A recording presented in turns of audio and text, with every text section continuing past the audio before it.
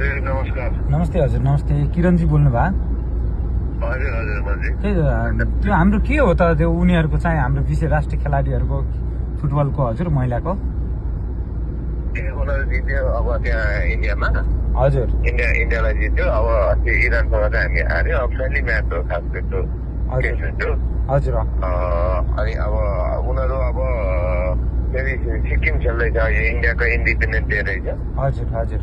अनि त्यहाँ सिक्किममा फेरि इन्डिया र नेपाल खेल्दैछ 29 तारिक। अनि नेपाल फर्किन्छ। हजुर साममा र प्रीति चाहिँ अगाडि नै फर्केर उनीहरू फेरि विदेश खेल्न जानुपर्छ। उनीहरू चाहिँ जाँदैछ।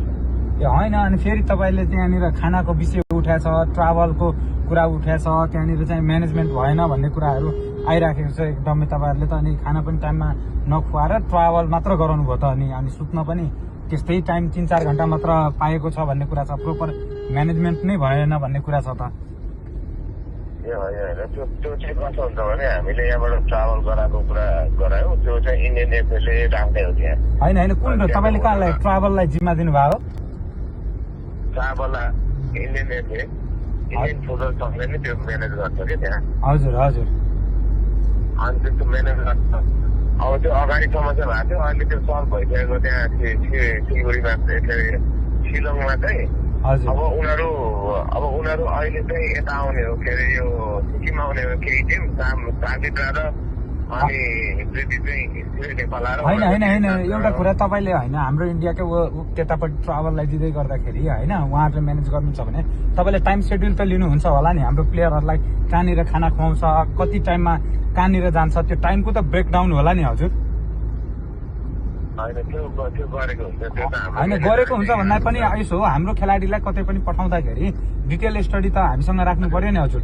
कति घण्टाको इन्टरभलमा ब्रेकफास्ट कहाँ गराउँछ, लन्च कहाँ गराउँछ, अनि त्यो कार्यविधि हामी नलिकिन है हाम्रो राष्ट्रिय प्लेयरहरूलाई कसरी त्यसरी हामी छोडिरहेछौँ? होइन त्यो त गर्नु भएन नि। होइन यो विषयमा चाहिँ एकचोटि डिटेलै बस्नु पर्यो होइन। किनभने अब हाम्रो राष्ट्रिय खेलाडी भइसकेपछि त हाम्रो कर्तव्य बन्छ नि।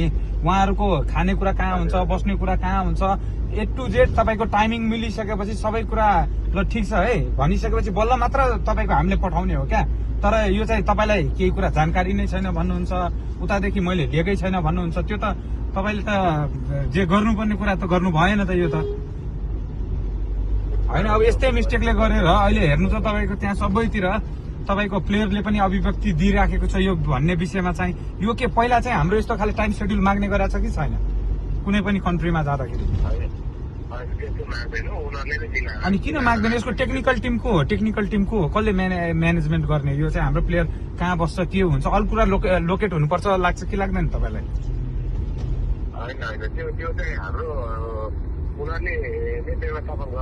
होइन उनीहरूले नै व्यवस्थापन गर्ने। यस्तो क्या उनीहरूले नै व्यवस्थापन गर्ने भने पनि हाम्रो प्लेयरको के छ त व्यवस्थापन? पहिला डिटेल दिनुहोस्, त्यसपछि हामी पठाउने हो क्या तपाईँको चाहिँ होइन। भोलिको दिनमा उनीहरूले ल व्यवस्थापनै गरिदिने भयो, हामीले यतिकै प्लेयर पठाउने होइन। अहिलेसम्म होइन, यसमा चाहिँ चेन्जेस गर्नु पर्यो।